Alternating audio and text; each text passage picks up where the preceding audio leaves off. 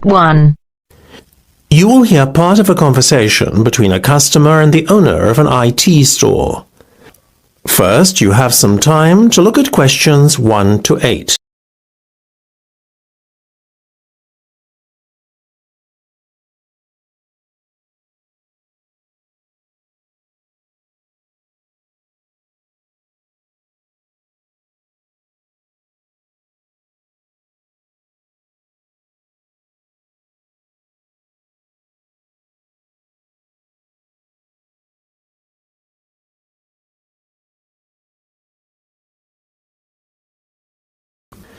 You should answer the questions as you listen, because you will not hear the recording a second time.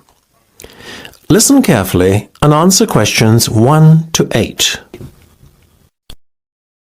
So, before we go any further, can we just confirm what has been agreed so far, as it's starting to get a little complicated? Certainly. Tell you what, why don't I start to make out the invoice? Should I address it to you personally, or is there a business name you'd like me to use? We trade under the name Ben and Di Enterprises. Okay. Now, as you were talking to one of my sales reps to start with, I'm going to put him down as the contact on the invoice. That way, he'll get the commission on this sale, you see. His name was Rowan Laver, is that right? Rather peculiar name, but a lovely man. You almost got it. It's Rome, as in the city, and Laver, Laver. Your order number is 6589 B521. You're paying in full, is that right? Yes. Okay. Today's the 4th of April, so we'll put a due date of the 10th on there. Now, do you remember your order details? Yes. First there was the filing cabinets. Of course, for a rate of £15 each. Didn't you order print paper as well? Yes, we're taking 20 glossy photo paper bundles. What's the unit price again? It works out at £20 per bundle and £400 in total. And Rome said we could do a deal on the software packages, isn't that right? Yes. Seeing as you bought 5 at once, we'll reduce the unit price to £100 from £120, leaving us with a total amount of £500. I needn't remind you that there is an additional fixed charge totalling £40 specifically for the software installation. Of course. So, getting to a total figure then including sales tax, 16% VAT is added on. That gives us £1,160 by my reckoning. By VAT, do you mean sales tax? Isn't that 10%? It's 25% on some products and 10% on others. We work out an aggregate figure and apply it to all goods sold. In this case, it was 16%, as I've mentioned. Fair enough. Before listening to the rest of the conversation, you have some time to look at questions 9 to 10.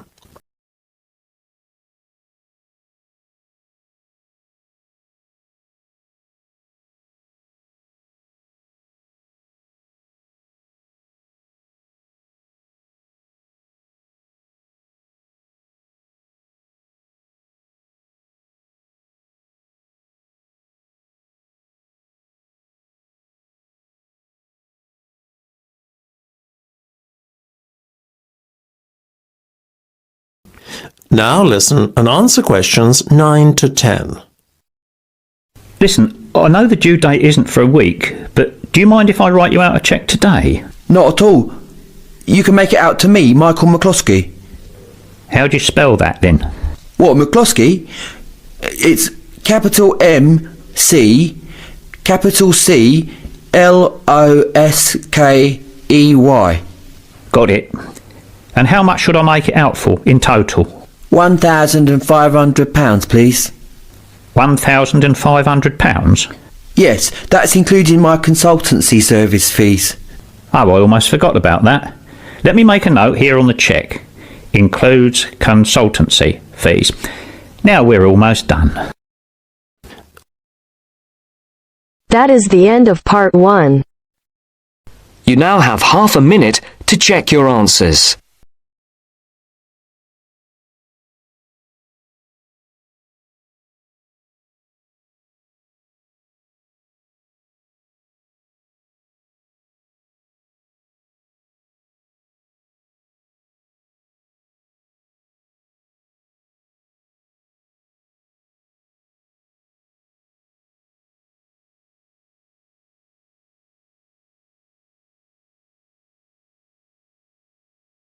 Now turns to Part 2. Part 2. You will hear an accommodation officer telling students about different halls of residence. You now have 30 seconds to read questions 11 to 15.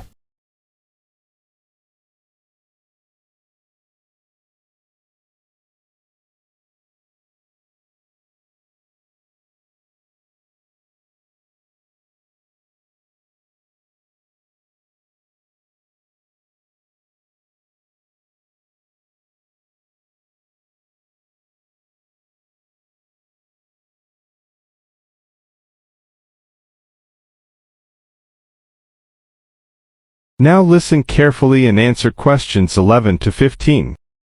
Good afternoon, and welcome to Stanton University. I'm here to tell you about the various halls of residence we have available, should you choose to come here. We aim to offer accommodation in halls to all first-year students, and you'll find there's a good variety to choose from. First of all, there's Brown Hall, which, as you'll see, is not the most modern of buildings, but it is very popular with some students. It's got a good sense of community, some nice refurbished kitchens, and unlike the other halls, it has recently had a gym built in its basement. Another option is Blake Residence, which is built like a large house, and so everybody cooks and eats together. It has its own sectioned-off bit of private garden and is even more peaceful because this is an all-girls residence. Although, of course, boys are allowed to visit the hall and, I understand, frequently take part in cooking dinner. The largest hall we have is Queen's Building, and this has been upgraded recently. The original parking area has been built on so that the hall now has a large common room, and each bedroom now has its own shower room, which many students regard as a real bonus. A further option is the Parkway Flats, which won an award for design in its day. And this building now has a preservation order on it. This has meant that only a limited amount could be done to upgrade it, and the surrounding area is important, so parking is not permitted around the flats. However, the flats do have many extra facilities, such as a special computer room, a small library, and a self-service restaurant.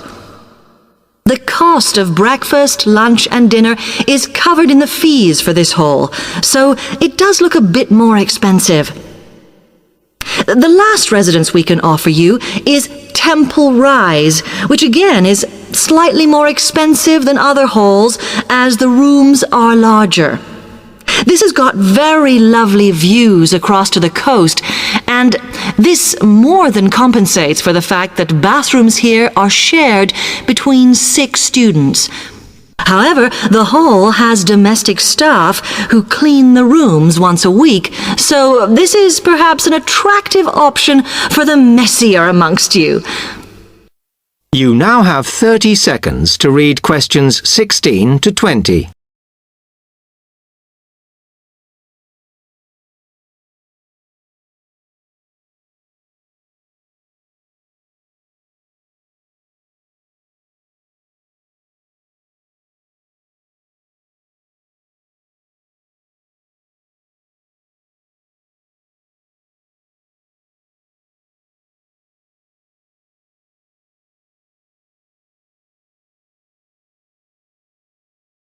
Now listen carefully and answer questions 16 to 20.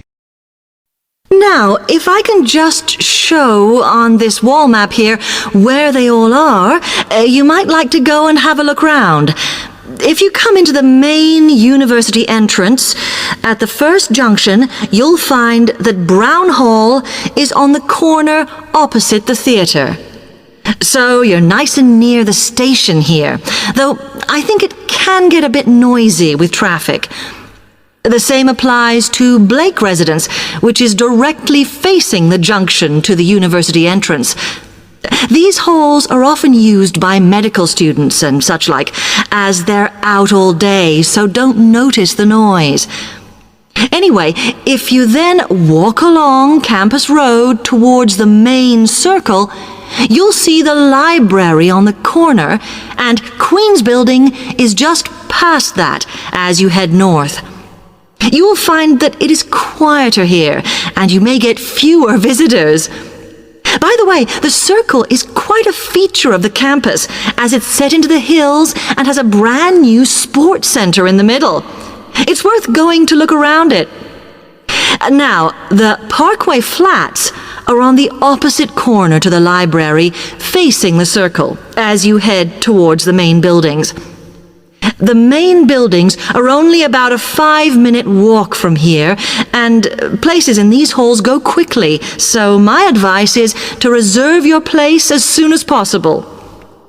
Then, Temple Rise is inside the circle, next to the sports center, but further from the main university buildings. Now, if you'd like to go off and physically look... That is the end of part 2. You now have half a minute to check your answers.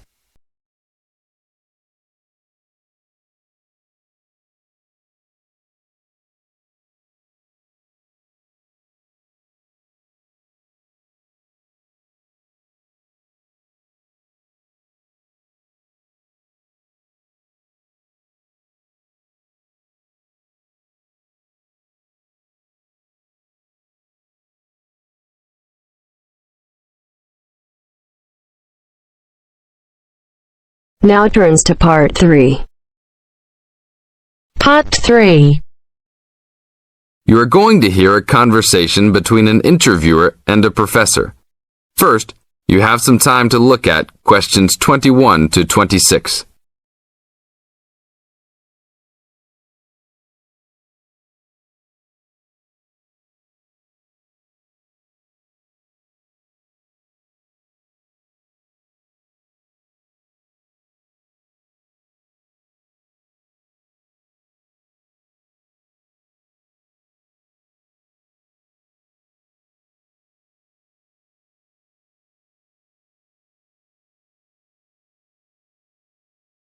Now listen to the tape and answer questions 21 to 26. Today I'm here with Professor Nittick, who is our new university president. He has been a professor for 20 years and teaches many of the best classes on campus. I know many of you have had him as a teacher and know of his brilliance. Good morning, Professor Nittick. Thank you for stopping by the student station. Thank you for having me here. It is always great to get to meet many of the students who are involved with our school. I haven't been here since 2 years ago. Yes, I remember at that time you were still teaching every semester. 2 years later, you're only teaching every once in a while. But it seems like you are still always busy. The administration world is just as busy as the teaching world for you. How do you stay in touch with the university, even with the change in your everyday duties? I try to stay in touch with what is popular with the university students. I usually spend time with as many students as I can. They usually give me insight into what the new concerns and beliefs are for the new generation. On top of that, I try to be as youthful as I can. I consider myself to be youthful, at least for my age. So I always have a good time and try to stay young. I try my best to not just be a teacher, but also participate in university life. Interesting. So, are you still doing lots of academic work, or are you mostly concentrating on administrative affairs? Well, I mostly do administrative affairs now, but that doesn't mean that I still don't have a very deep interest in academic matters. I often visit other campuses around the world and meet other professors in my field. I learn the most by travelling and seeing the different places of the world and the different fields of thought. I even did a television programme last month in Manchester. Will you be on television any time soon then? Well, you can call the television station and see if I will be on television any time soon. Maybe I will be on the news report. I don't think it is really that significant, though. Oh, really? That sounds great. I will remember to look out for you. Let's move on.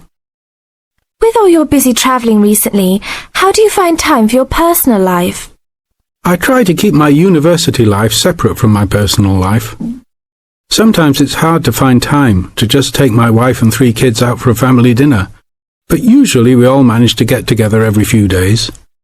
I'm taking a few weeks off next month to take my family down to South America, to Brazil for a few days. I can't wait to just sit on the beach. Wow, that sounds like a wonderful trip. Professor Nittick, could you tell the audience a little about what goes on in an average day of a university administrator? An average day? Oh, I don't think there is such thing as an average day for me. The last few weeks I've been travelling all the time. I can be in Los Angeles in the morning and in New York by the afternoon and back to Los Angeles by the evening. Sometimes I will spend the whole week at a new university, showing the new administrators the ins and outs of running a university. Sometimes I can spend the whole day in the office on the phone. So there really is no average day for me. I guess that is because I do so many different tasks. Sorry to let all the viewers down, but that is the plain truth. Now look at questions 27 to 30.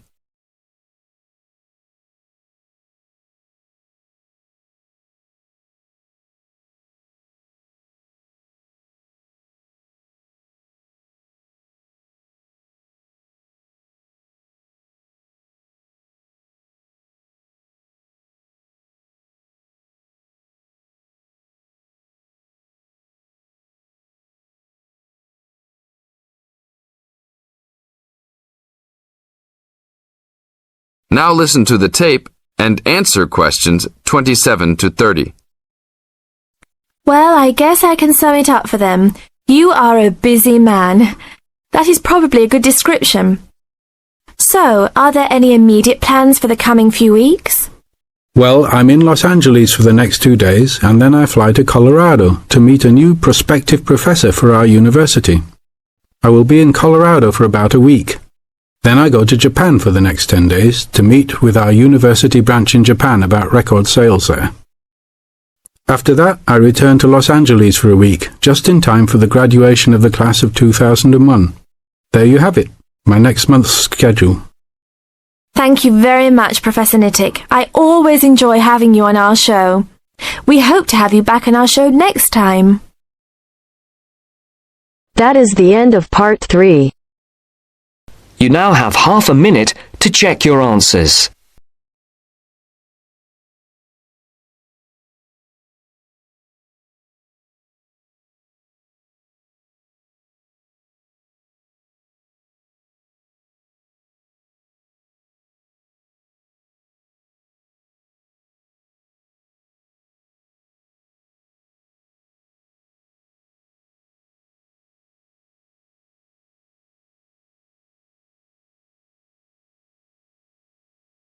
Now turns to part 4.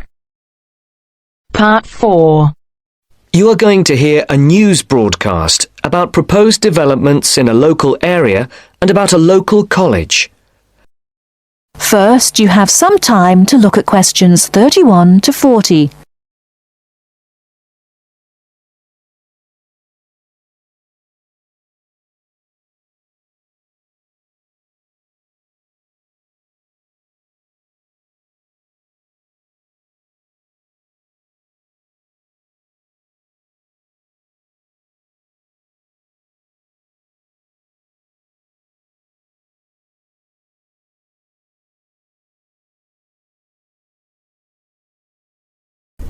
Now listen carefully and answer questions 31 to 40.